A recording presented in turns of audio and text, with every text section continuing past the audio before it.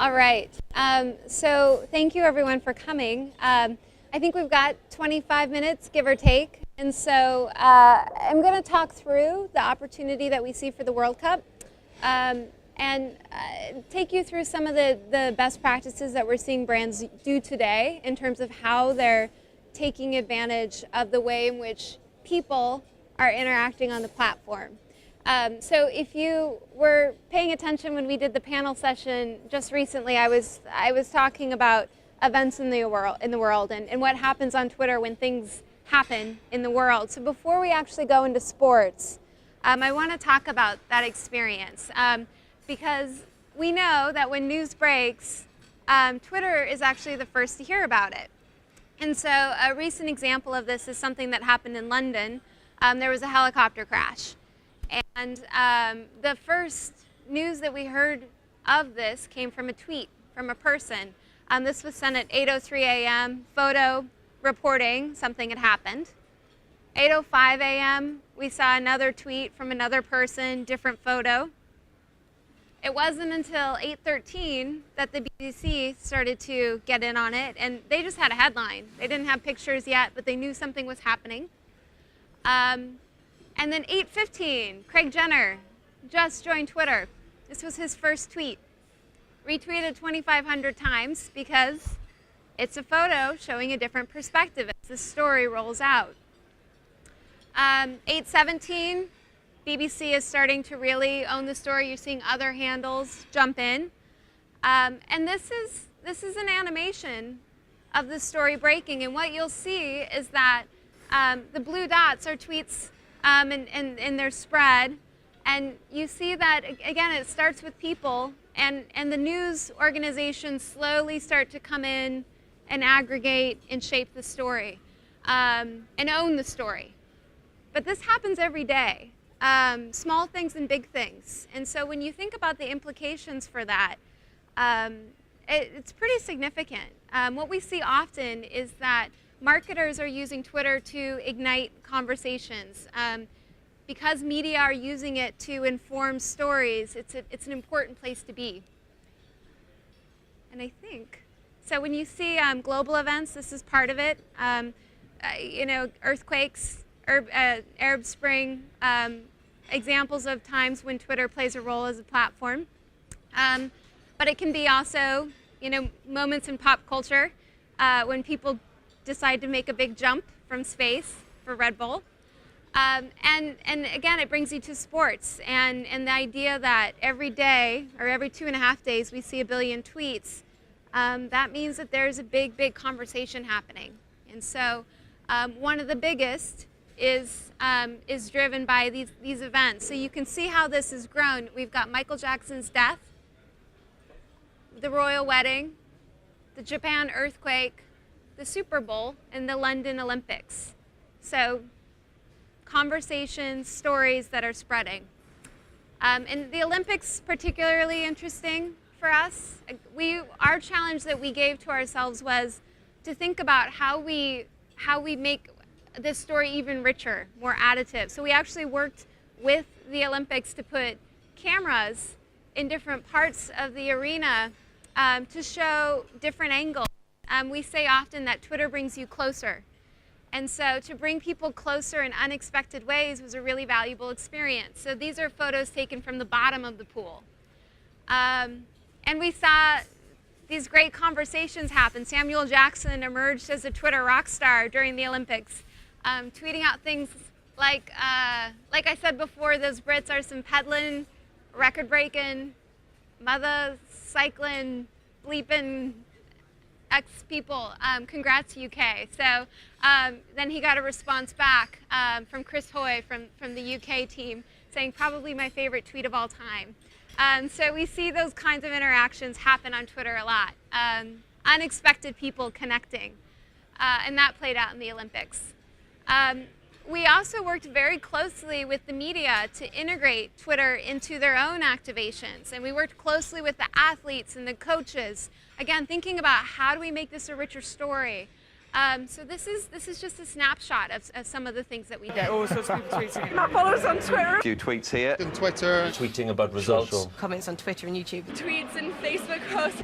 And you might have followed it on Twitter, seen the hashtag. You got how many thousand followers now on Twitter? You joined it only yesterday. I started the Twitter thing. My followers on Twitter have gone about like 50. So you get the point, right? Everywhere. And it's, you know, the way that people are consuming these stories has changed. So this was in St. Peter's when the previous Pope was announced. And this is an image of most recently when the new Pope was announced. And mobile playing an important role in terms of how people capture stories and tell stories and share stories. And Twitter takes great pride in the fact that we are a platform that was mobile first. And so all of our design is with mobile in mind. And we have a jump on some of our competitors because of the simplicity of the design. The experience on desktop is very similar to the experience on mobile, and that's intentional. And as we innovate, it's not going to change. Mobile is one of the most important things. And we spoke a little bit about Twitter and TV also being a really important thing that we're seeing, something that differentiates us from a lot of other platforms. Again, that public conversation that happens about TV. I mentioned in the panel, 95% of the public conversation about TV happens on Twitter. And so when you think about the fact that 50% of our users are tweeting while they're watching TV, again, that's a unique behavior, that second screen experience, connecting to other people talking about your shows or your moments. And 33% of them are talking about what they're watching in that moment in time. So the concept of sports and people watching games is another example of moments playing out on Twitter. Tune in on a Saturday in the US when it's college football season, and you'll see a lot of conversations about the games that are happening, the players, the coaches, the big moments. And it's the same conversation that we've seen all along. It's just now with a bigger audience. There's a journalist in the US, Nick Bilton, he's a reporter for the New York Times. And he was talking about the phenomenon of what was happening on Twitter while the debates were on between Mitt Romney and President Obama. And people were using the hashtag debates to sort of respond to these different points. And what you saw is people were being very funny and very clever as they were talking about different moments. And he said, Nick, the reporter said, watching TV while looking at Twitter is like having the comedian Jon Stewart in your living room while you're watching the 11 o'clock news. You see the best content get voted up in the form of retweets and favorites.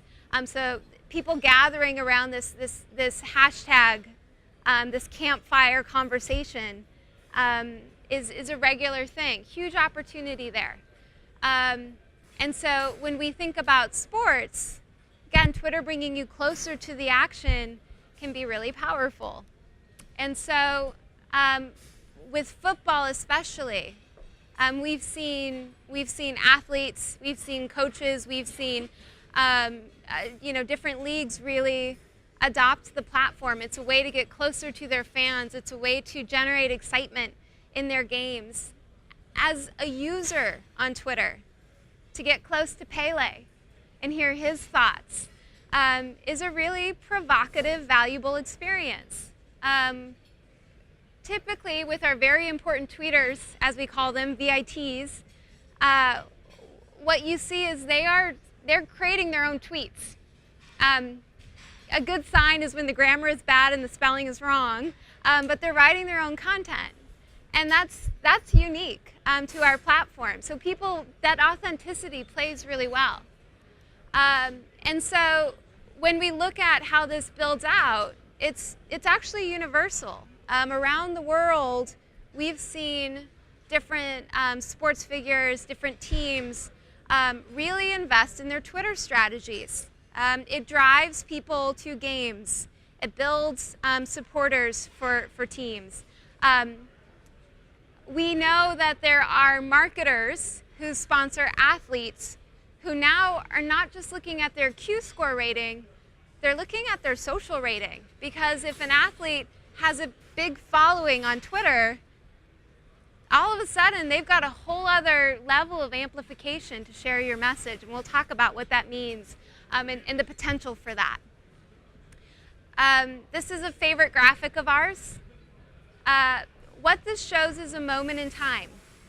The blue lines represent tweets about France. The red lines represent tweets about England. Somebody scored during the game. And to us, what's really interesting about this graphic is that it's one moment in time. We're crossing borders, different languages, different time zones. It's 4 a.m. in one part of the world, 4 p.m. someplace else, and everyone's talking about football.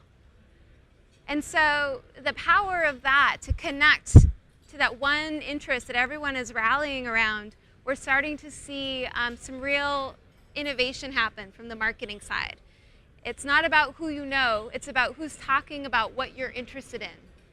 If you as a brand can find a way to bring people closer to that conversation, to enrich that conversation, to amplify that conversation, that can be really valuable.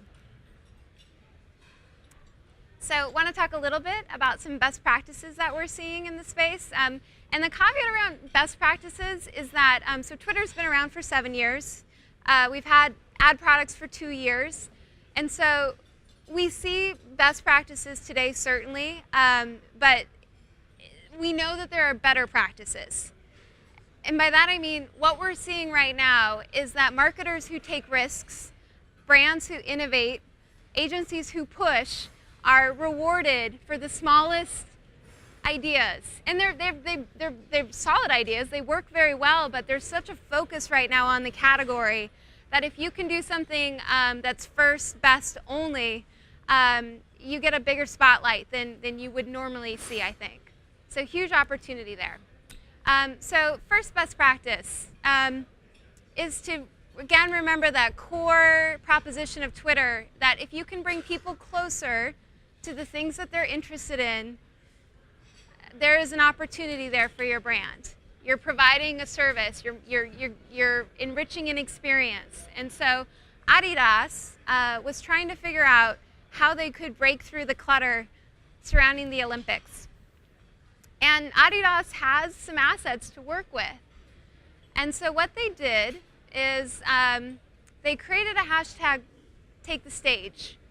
And then they created an experience that brought people closer to something really interesting.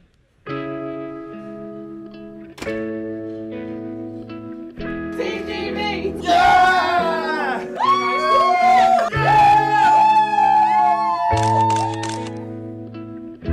Oh my god! Oh!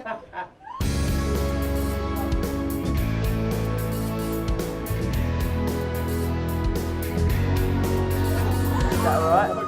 Oh my god!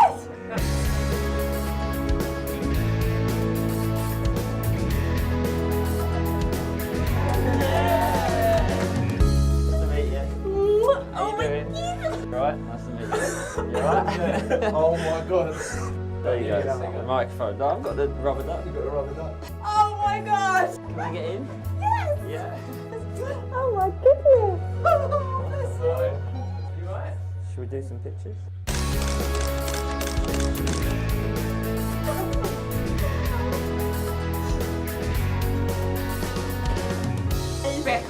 Oh my! Wow.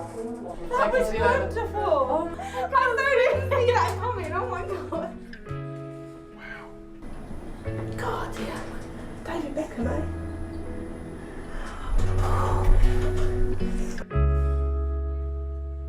Pretty great, right?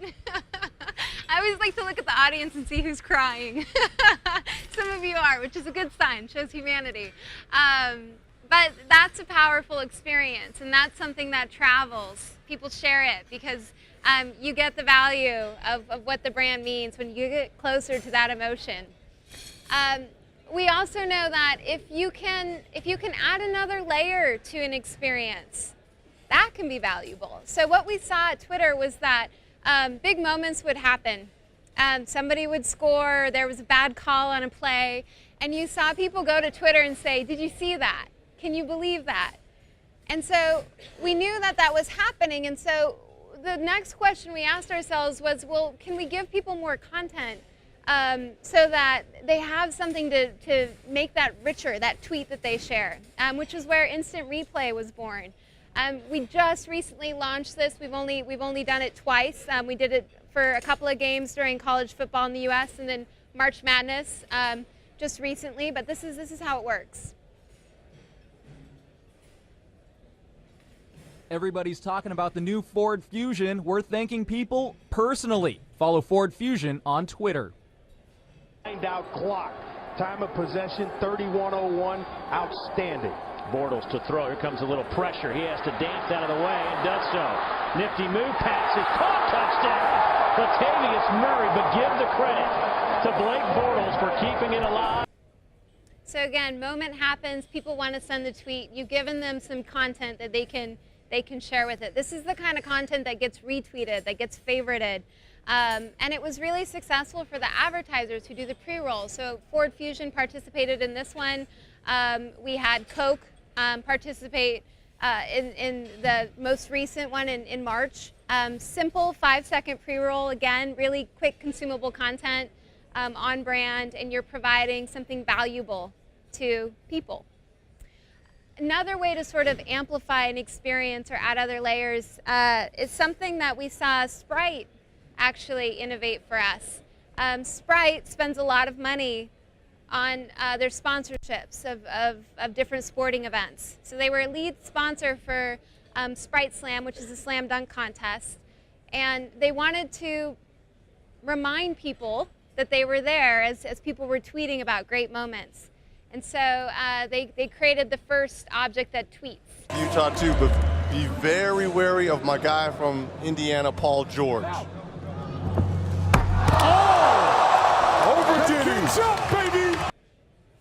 So moment happens, tweet sent, again, unique angle, bringing people closer in a different way, reminding people that you're there. I often tell people, if you're trying to figure out where to use Twitter, look at where you're already spending your money and use it to amplify. Look at using Twitter to support sponsorships or TV buys, experiences that you're already investing in significantly. Make your dollars work harder for you. Retention of the Sprite brand and perception of the Sprite brand, when they did this compared to the control, was higher, more positive, because again, they created another layer to that experience. We'll talk a little bit about the Super Bowl.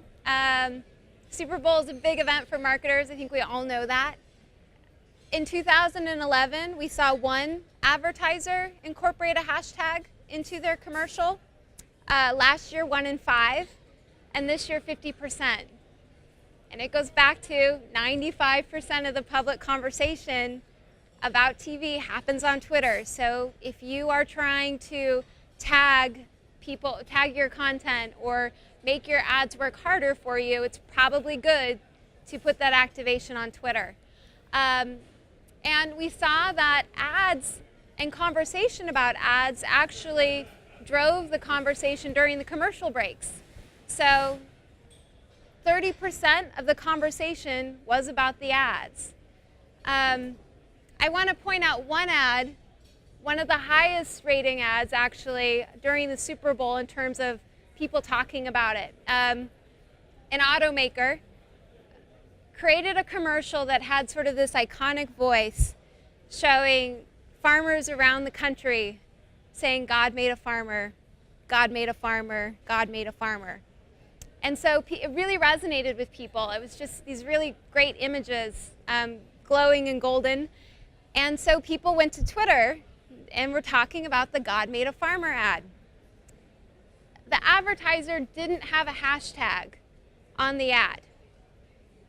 The name of the ad was "Keep Plowing." It's fine, maybe it's not important for people to know the name of your campaign, But what made it a little bit painful is that the advertiser had created a microsite called keepplowing.com. And so they missed an opportunity to use Twitter to connect a campaign. So that's another thing to think about in terms of use cases, using Twitter to connect your campaigns across channels. One of the other things that we saw happen with this year's Super Bowl was the blackout, right? Going into sporting events, you don't know who's going to win or lose, who's going to score. You know those things will happen, but nobody predicted the blackout. And so obviously we see a bunch of tweets as people are trying to figure out what's going on. And 4 minutes later, we saw the first tweet ad. It actually probably could have happened sooner, but what the marketer did that was very smart is they waited to make sure that nothing bad was happening. Once they knew that it was just a stadium malfunction, Audi tweeted at the Mercedes-Benz Superdome saying, sending some LEDs to the Mercedes-Benz Superdome right now. One of their core messages is to highlight their headlights. Perhaps the most famous example is what Oreo did, right? They tweeted out, power out, no problem. You can still dunk in the dark. What's been interesting at Twitter is to see what brands and agencies come into our offices and say, what's the key learning from this moment? A lot of them are coming in and saying that the key learning was that you need to wait for that actress to fall or that, that blooper moment to happen and be clever and funny. And actually, I would argue that's not the key learning.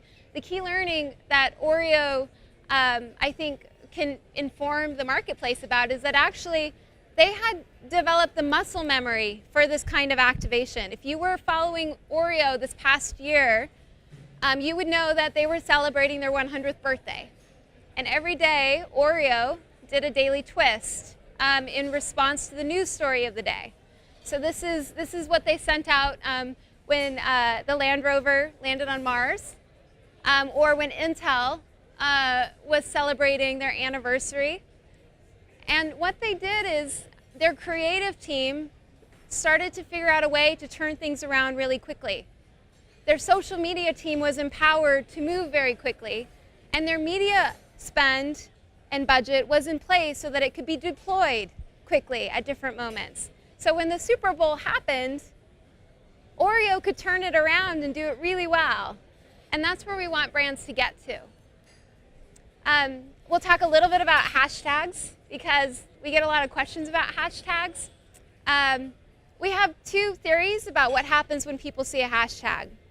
The first is that they're already writing a tweet and you've just given them a tag to put against that tweet. So God made a farmer or keep plowing, right? The second theory that we have is that when people see a hashtag, you remind them to tweet. They maybe weren't going to do it, but they see it, and it's a subtle call to action to say something as you're watching this. And we've had brands have varying success with hashtags. Brands that have been most successful, like Nike, have done things that I think anyone could learn from. I like to talk about Nike because what they did is they really thought through their hashtag from a long-term perspective. They treated it almost as you would a new slogan. And they thought about creating something that people wanted to participate in, an unbranded hashtag that stood for something. When they launched Make It Count last year in January, Make It Count didn't represent or mean anything. They actually had to educate people on Twitter about how to engage with it. And so, as we know, Nike has a stable of VITs, and they use people like Serena Williams to tweet out things like going to treat every point like match point, hashtag Make It Count. So you start to understand that Make It Count stands for striving, achieving, goal setting. They found key moments to remind people about it. So when Mo Farah had his big moment at the Olympics, Nike as a non-Olympic sponsor put this billboard up, reminded people how to follow Mo, and had the hashtag Make It Count. They incorporated it into their creative. And so when they were creating videos for the Euro Cup, you'll see it in that storyline. So I'm going to show you the first 20 seconds of one of the videos that they created, and count how many times you see make it count.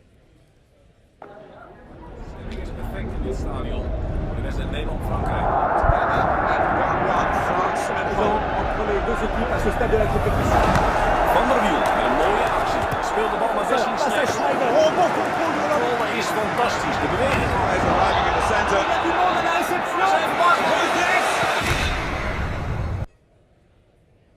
Everywhere, right?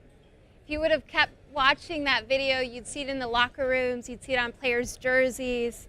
I've watched the video a few times, and I'm up to around 25 hashtags just in that little bit. So that story was sort of everywhere. And now if you look up Nike and hashtag make it count, you'll see it. You'll see people tweeting at the brand saying, just finished my first 5K, hashtag make it count, or training for a marathon, hashtag make it count. The users, the people are coming back to the brand with their message. Very quickly, I know we are running out of time. Global football events, we know going into 2014, 2016, there's some big events happening. What Twitter is doing is we are working with strategic partners to help them figure out how to amplify it.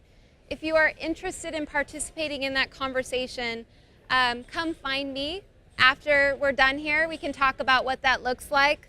You know, we see that media is important when you think about how you own that conversation, how you break through it. So it is tied to an ad buy, but we can help you understand the kinds of packages that we're creating around this. And I will tell you that brands are planning now. And so if you want to be part of that conversation, we need to start talking now. And with that, I think we're done. Thank you.